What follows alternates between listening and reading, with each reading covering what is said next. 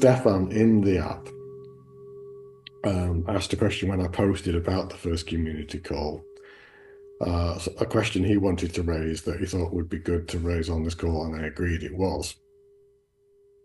And it was connected with thought. And it's an important question. Well, all questions are important ultimately, but it takes us to some important explorations. So in essence, there were three parts to the one question, really, that Stefan raised. Thought, what is it? What is its purpose? And what's our relationship to it? Great questions. And maybe questions that we hadn't necessarily given much consideration to. We get so caught up in the noise of thought. And in its simplest form, the answer to the first part of that question, what is it? Well, thought is a vibration.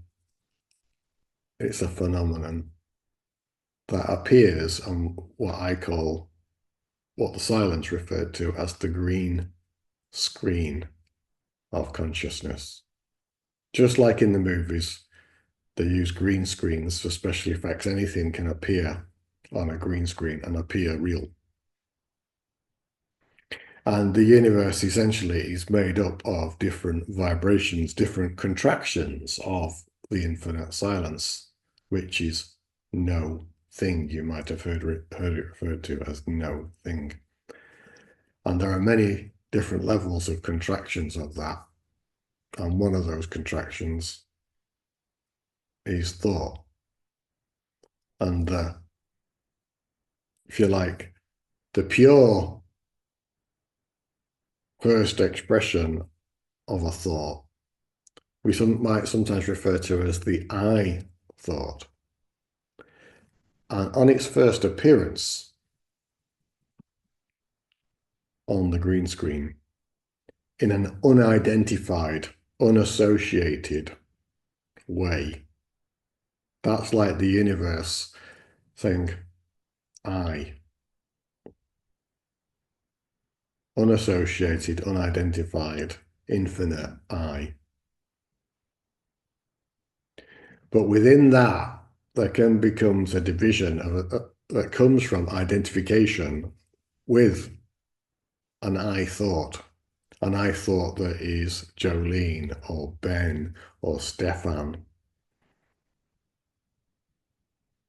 And it's that identification, that the attachment to it and the belief that I am this individual I is actually the source of all suffering. So in its first expression, the pure universal I thought, this is like the creation in India, they would call it Hiranyagarbha, the golden egg of creation, or in my language, spheres of light, the pure universal state. I am pure being.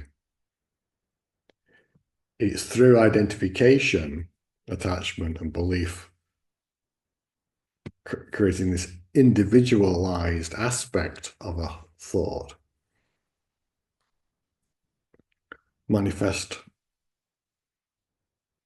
in our forms, with the three. Consciousness basically forms a triality. In my language, it would be infinite silence, spheres of light, the pure state I am, and form, the physical domain, in other words. That includes stars, planets, everything, but principally for us are forms. And this triality of consciousness, form, being, and isness, the infinite silence is isness. It's not separate. It's not separate. It's all one unified whole. But by identification with an individualized I thought, we create a sense of separation from our essence as infinite silence. And that creates a polarity of love and fear. And that sense of separation creates a sense of separation inside that looks separate on the outside. And essentially, that's what causes all of the suffering in the world. I have a metaphor that I use for this, but I'm not going to go into that just. Yeah, it's this fiber optic lamp. Some of you have seen that many times, but I wanted to stick with the particular questions about thought. So thought is a contraction, essentially, of silence. And all the thoughts that ever existed, were had, are all part of that same contraction.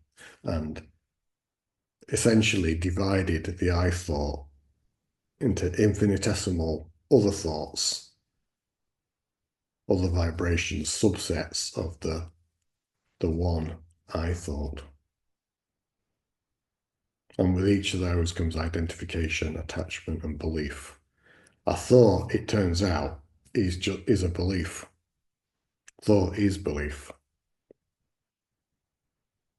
Thought is belief. You believe in the thought. It creates a reality around the thought and it becomes your experience. Whereas self-realization is what I call beyond belief, or before belief, or beyond thought.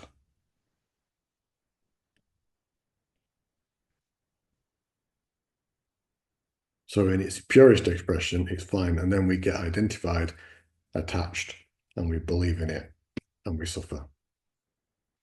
So thought is a vibration, thought is belief. Subdivided, this I individual I thought becomes small I, self-obsessed. Small I, self-obsessed. And goes around in circles, believing in itself, thinking different, having different beliefs about itself. But it's like a radio station. If you think of all the thoughts in the universe are all out there, so to speak, or all within or on the green screen of consciousness. And the matter in your head, if you like, is tuning in to those and taking each one of those individualized subdivisions as its own. But that in itself is just a thought that it's yours. It's not actually yours. It's just tuning into a different frequency, a different vibration that your brain is then translating into language and calling it yours. I thought this. But awareness is before and beyond all of that. It sees all of that happening. And that's what you are.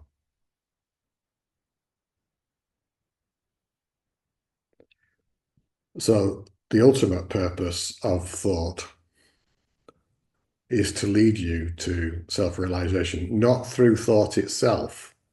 You will never get to self-realization through thought. What I mean by its ultimate purpose is that when it is recognized, unequivocally recognized, realized, seen, that actually I am not the thinker or the thought or the emotion that might come with that, or the belief in it. Actually, I am the one that remains when thought is no longer present.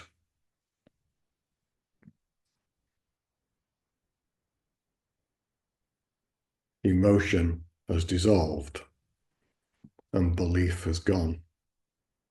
What is it that remains? As all these waves of thoughts, emotions, beliefs come and go, what remains and witnesses them, sees them, you're going to see, realize, not because Philip says so, but you're going to see, realize that actually you are the untouched awareness or infinite silence. So the ultimate purpose of that and all phenomena and thus all experience is to see that actually there is a witness to all of that that is unfolding. And bingo, who is that witness? It's that which you are. So that is the ultimate purpose of thought, which also deals with the third part of the question, what is our relationship to it? Well,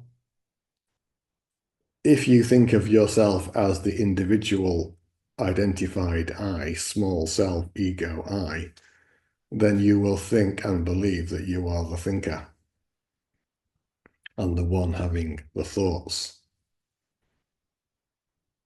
And so you will be married, if you like, to thought.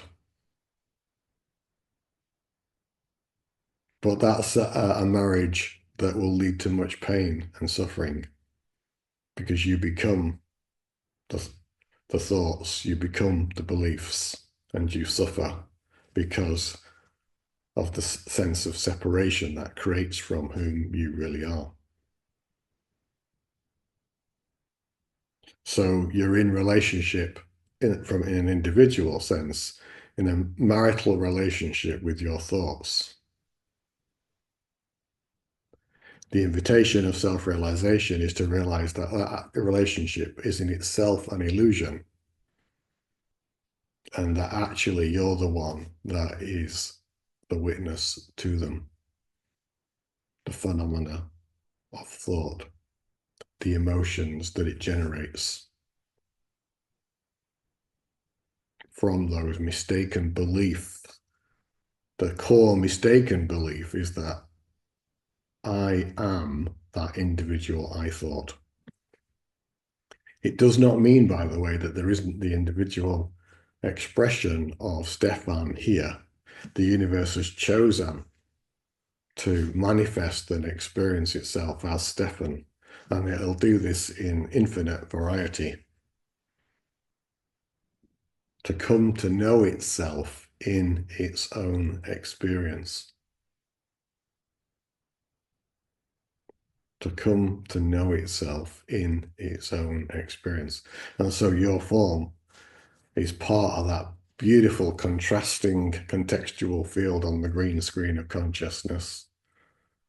Is the universe coming to know itself in infinite, experience itself in infinite variety, and realize that notwithstanding all these fantastic phenomena going on, actually it always remains simply, silently, effortlessly aware.